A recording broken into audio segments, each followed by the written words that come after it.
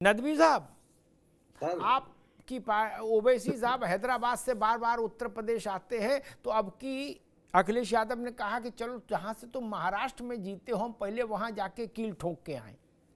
नहीं नहीं, ऐसा कुछ नहीं है। महाराष्ट्र भी उत्तर प्रदेश, महाराष्ट्र भी भारत ही का एक अंग है। अखिलेश यादव जी को अधिकार है कि वो महाराष्ट्र जी या हैदराबाद जाके चुनाव लड़ सकते हैं। और ये हमारी लोकतांत्रिक व्यवस्था है सर, कि जी कोई कहीं भी जाके चुनाव लड़ सकता है और कोई कहीं भी जाके अपनी दावेदारी ठोक सकता है। अखिलेश जी भी आजाद है इसमें, और हमारे लिए भी ये रास्ते हैं। मैं उत्तर प्रदेश का वासी हूँ और मैं यहाँ संगठन के लिए काम करता हूँ, तो हम उत्तर प्रदेश में भी चुनाव लड़ सकते हैं और अखिलेश यादव जी महाराष्ट्र में भी चुनाव लड़ सकते हैं। वो अब देखा जाएगा कि वहां पर जमानत बचती है या नहीं बचती, वो बात की बात है, वो चुनाव के बाद बात करेंगे इस संबंध में। जी। अच्छा, एक बात नहीं समझ में आती है कि भाई आरोप भाजपा पर ये लगता है कि भाजपा ध्रुवीकरण करती है, जी लेकिन कुंदरकी और मीरापुर में अभी तक जितने उम्मीदवार घोषित हुए सब मुस्लिम हैं। ये ध्रुवीकरण नहीं है नदवी सर, साहब? देखिए, मुसलमान जो है वो एक ऐसा मसाला है कि उसके बगैर किसी की हांडी नहीं पकती है। मुसलमान के बगैर किसी की राजनीति का चलना ये नामुमकिन है, ये इससे साबित हो रहा है। मुसलमान का वोट सबको चाहिए, लेकिन मुसलमान किसी को नहीं चाहिए। हर आदमी चाहता है कि मुसलमान को वोट दें।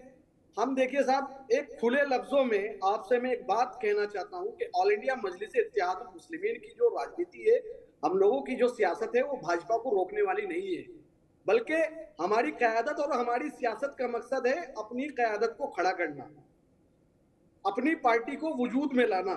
हमारा मकसद सिर्फ और सिर्फ यही है। अब हम मुकाबले में हैं, मुजफ्फरनगर में हम अच्छे से स्टैंड कर पा रहे हैं। मैं काफी दिनों से हम लोग मेहनत कर रहे हैं। ऐसे ही कुंदरकी से हाफिज वारिस साहब हमारे कैंडिडेट हैं, वो मेहनत कर रहे हैं, तो सब लोगों के पेट में दर्द होने लगा। उधर से समाजवादी पार्टी ने भी मुस्लिम को उतार दिया, आजाद समाज पार्टी जो है वो भी मुस्लिम को लेकर आ रहे हैं। उधर से बहन जी कह रहे हैं कि वो भी मुस्लिम को लेकर आ रहे हैं। अरे, जब मुसलमानों से इतना प्रेम है तो दो शब्द आप बहराइच के बारे में भी बोल दीजिए। जब मुसलमानों से आपको इतना प्यार है तो उड़ाना के बारे में भी बोल दीजिए थोड़ा सा। तो आप लोगों को सिर्फ यानी रंगमंच पे अपनी कठपुतलियां उतार कर वहां पर नचाना इनका मकसद है। हमारा ये मकसद नहीं है। हम चुनाव में इसलिए आए हैं कि हमारी पार्टी की क़यादत मजबूत हो, उत्तर प्रदेश के अंदर हमारी पार्टी मजबूत हो। हम इसलिए चुनाव में आए। हमारा किसी से मुकाबला नहीं है साहब। हमारा मुकाबला डायरेक्ट जो भी होगा, हम इंशाल्लाह चुनाव जीतेंगे और मजबूती के ठीक साथ है, हमारी पार्टी मजबूत होगी उत्तर प्रदेश ठीक के है अंदर। मुफ्ती साहब। विजय जी, आपकी पार्टी ने भी कुंदरकी और मीरापुर दोनों जगह मुस्लिम उम्मीदवार उतार दिया, क्या बोले जय भीम जय मीम। और महाराष्ट्र में ऐसे ही योजना लेके चंद्रशेखर गए तो वहां उनकी पिटाई करा दी अपने साथी की। नहीं, देखिए अमिताभ जी, योगेंद्र यादव की पिटाई हो गई ना। अमिताभ जी मुझे पता नहीं किसी पिटाई क्या हुआ है, मेरी जानकारी नहीं है। जानकारी रखा मैं करो तो- भाई, आपका नेता है चंद्रशेखर, उनकी वही तो ले गए थे योगेंद्र यादव को वहां। कुर्सियां वगैरह हुई है थोड़ा वहाँ नहीं सर, ऐसा कुछ नहीं है अभी फिलहाल जो आप बता रहे हैं। ये तो अरे बहुत गजब सारी करते हो, क्या राजनीति करोगे यार? बताओ, पूरे देश भर में वायरल वीडियो घूम रहा, आप करे ऐसा कुछ नहीं तो कैसी सियासत करोगे? खैर चलो जी, मैं सवाल ये कह रहा हूं कि जानकारी रखा करो, कुंदरकी और मीरापुर दोनों जगह आपको मुस्लिम उम्मीदवार ही क्यों दिखे? और आप नहीं, सबने मुस्लिम उतार दिए, बोले किसी से कोई पीछे नहीं रहेगा, क्या? देखिए अमिताभ जी, इसी देश का जो संविधान है वो सबको चुनाव लड़ने का आजादी देता है, वो चाहे हिंदू हो, मुस्लिम हो, सिख हो, ईसाई हो, धर्म बहुत हो। बढ़िया बात कही आपने जी। आजाद समाज पार्टी वो पार्टी है जो हर धर्म के व्यक्ति का सम्मान करती है। लेकिन टिकट मुसलमान को देगी, तो ठीक है? नहीं सर, हम नहीं, टिकट अच्छी बात है, सम्मान सबका है, सम्मान सबका है, लेकिन भाई टिकट इधर, ठीक है? नहीं अमिताभ जी, ऐसा नहीं है। आप देख सकते हैं जो तमाम अभी हमारे बाकी जो टिकट हैं, और वो सब दलित, पिछड़ा, मुस्लिम सभी को हमने टिकट बांटे हैं। अभी आप जो और 9 सीट बाकी हैं उन पे हमने सभी जाति के लोगों को टिकट दिए हैं। ऐसा नहीं है कि मुस्लिम इस देश का नागरिक है, और इस देश के नागरिक का सम्मान सबको करना चाहिए, भाईचारा बना के चलना चाहिए। हमारी पार्टी भाईचारे में विश्वास करती है और मुस्लिम हमारा भाई, इसलिए हमने उनको कुंदरकी और मीरापुर में टिकट दिया है, चुनाव दिया है, जो चुनाव लड़ेंगे वहां पर आकर के। और गठबंधन ये बहुत बड़ा ऊपर का मसला है। मैं छोटा आदमी हूँ पार्टी का, मैं गठबंधन के ऊपर बात नहीं कर सकता। तो क्योंकि वहाँ जो मीरापुर सीट है वहाँ मुस्लिम प्रभाव सीट है, मुस्लिम वोट अच्छा है वहाँ, तो हर पार्टी मुस्लिम इसलिए उतारे क्योंकि जहाँ जिसकी तादाद हो, संख्या हो, उसको वहाँ कैंडिडेट बढ़ाना चाहिए। तो हमने भी इसीलिए अपनी पार्टी का जो हमारे कैंडिडेट हैं उनको वहाँ उतारा है और भरपूर वहाँ सम्मान जो मुस्लिम है, चाहे दलित है, चाहे पिछड़ा है, उनको मिल रहा है जी। और क्योंकि मुस्लिम वर्तमान में जो संवैधानिक संगत जो पार्टी है उसी को वोट करेगा, ऐसी बात नहीं, वो वोट हर किसी को नहीं करेगा। तो आज जो संविधान की बात या संविधान के जो अधिकारों की बात कर रही है वो आजाद समाज पार्टी कर रही है, ये कोई छुपाए नहीं है, वो चाहे जमीन पे हो चाहे सदन में हो। ठीक है विजय भाई, अभी रुकना होगा, ठीक है रुकना होगा। भाईचारा में मैं फिर बार बार कहता हूं, ऐसा तो कम से कम करो कि आपके संगी साथी सुरक्षित रहें। योगेंद्र यादव को ले गए वहां, उनकी धतेरे की हो गई, ऐसा भाईचारा तो ना बनाओ भैया। वहां लोगों ने कहा चंद्रशेखर से कि हमारे पैसे से कार्यक्रम हो रहा है, ये एक ही बात होगी, दूसरी बात कैसे हो सकती है। अब बाद में उनको जान बचाना मुश्किल हो गया। खैर अशोक यादव जी, अब ये किसी से छुपा नहीं है, बिल्कुल ऑब्वियस हो गया कि अखिलेश यादव और ओवैसी के बीच में एक रस्साकशी है, एक लड़ाई है, प्रतिद्वंदिता लड़ाई, कुछ भी कह लीजिए, सेंधमारी कह लीजिए, प्रतिद्वंदिता तो नहीं। उत्तर प्रदेश में अखिलेश यादव माइनॉरिटी की बड़ी पसंद है, लेकिन जहां से ओवैसी जीते महाराष्ट्र में, अखिलेश जी ने सबसे पहले वहीं खूंटा गाड़ा जाके दोनों जगह, बोले यहां से हम लड़ेंगे, चलो जी आगे बढ़ो। तो ओवैसी भी आगे हैदराबाद से फ्लाइट पकड़ के तुरंत बोले भाई कुंदरकी और मीरापुर में मुसलमान लड़ा दो तुरंत। अशोक जी, अच्छा सब मुसलमान लड़ा रहे, बहन जी भी मुसलमान, चंद्रशेखर भी मुसलमान, सपा भी मुसलमान, ओवैसी तो है ही। 20% में 4 दावेदार, क्या 17%, 20% जो मानो। अभी 80% की बात कह दोगे तो आप लोग कहोगे ये तो सांप्रदायिक हो गई बात। 20% के लिए सब कबड्डी खेल रहे हो। अशोक जी, असंवैधानिक बातें हैं वो 80-20 मत करिए। देखिए अमिताभ जी, अरे महाराज हमें बताओ संविधान असंविधान जी।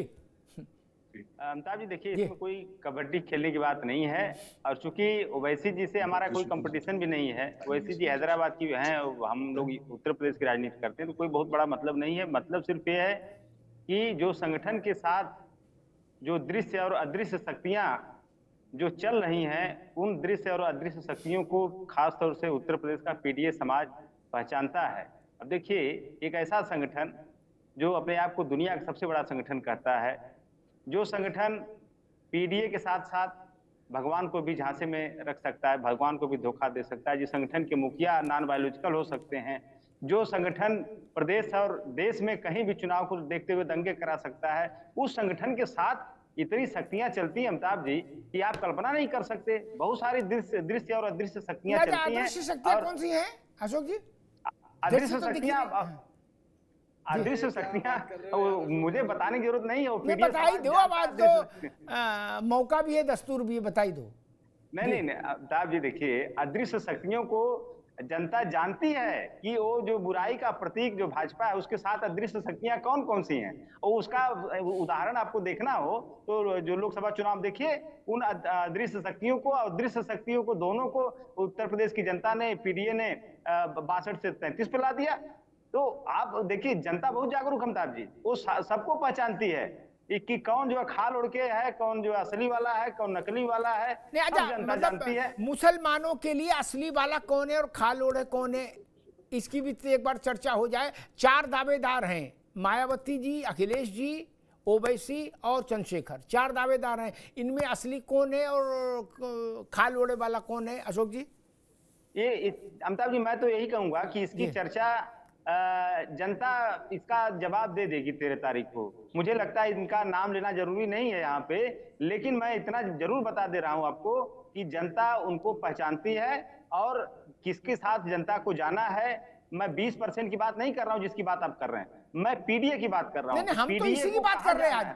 क्यों 20% की बात करना कोई गुनाह है क्या, कानूनी जुर्म है क्या? नहीं, कोई गुनाह नहीं है साहब जी, कहाँ कोई गुनाह भाई। आप स्वतंत्र भारत में हर आदमी स्वतंत्र हर चीज का चर्चा करने को, लेकिन मैं इतना जरूर कहूंगा कि पीडीए समाज जानता है कि उसको कहाँ जाना है, कि उस आसुरी शक्ति को परास्त करने के लिए उसको कहाँ जाना है, ये पीडीए समाज बखूबी जानता है। इसलिए वो बिना भटके, बिना दाहिने बाएं कुछ सोचे विचारे वो वहीं जा रहा है जहां पे जाने से उसको उस आसुरी शक्ति को परास्त करने का प्लेटफॉर्म मिल रहा है। और वो गठबंधन है इंडिया का गठबंधन, उस गठबंधन के साथ पीडीए समाज बिल्कुल चट्टान की तरह खड़ा है।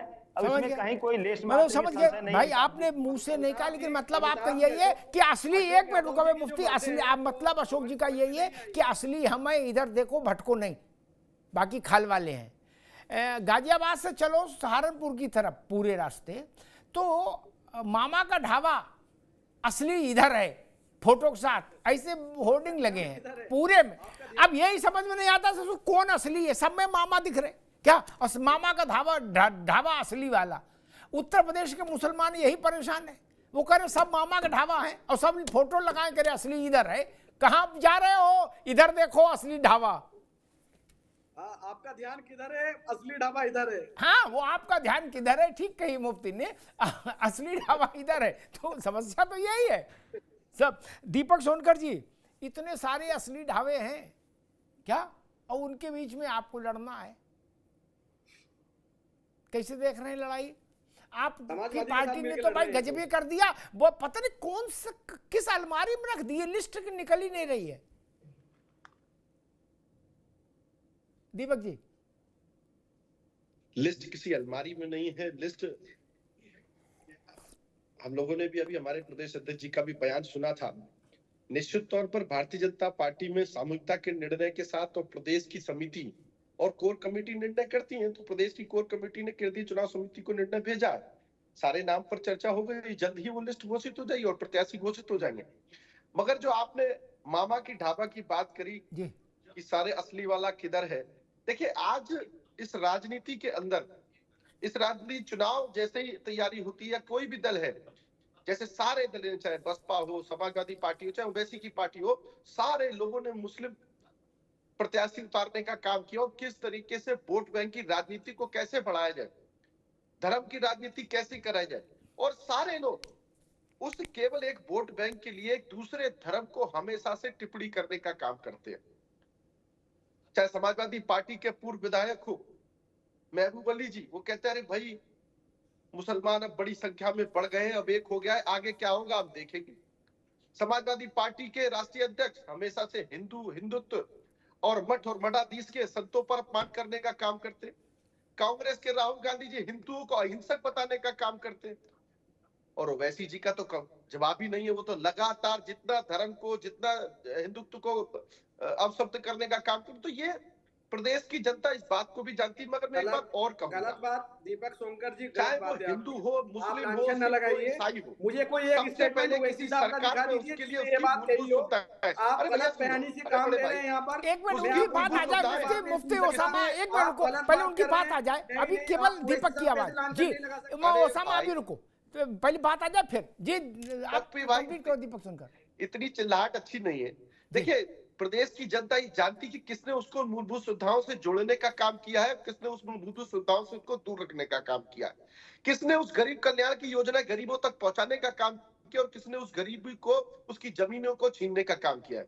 हमारे आदरणीय अशोक भाई पीडीए की बात कर रहे थे।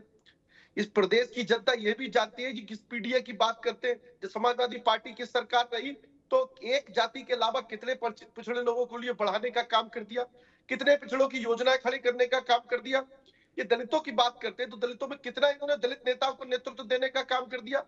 और ये भी प्रदेश की जनता, दलित समाज ये भी जानता है, और रिकॉर्ड उठा के देख लीजिएगा अशोक भाई, कि सबसे ज्यादा समाजवादी पार्टी के सरकार के कार्यकाल में दलितों की जमीनों को छीनने का काम किया, दलितों की बहन बेटियों के साथ बदतमीजी करने का काम किया, यहां तक कि दलित समाज के प्रमुख के आरक्षण पर रोक लगाने का काम किया। तो यह प्रदेश की जनता और दलित समाज चाहता है।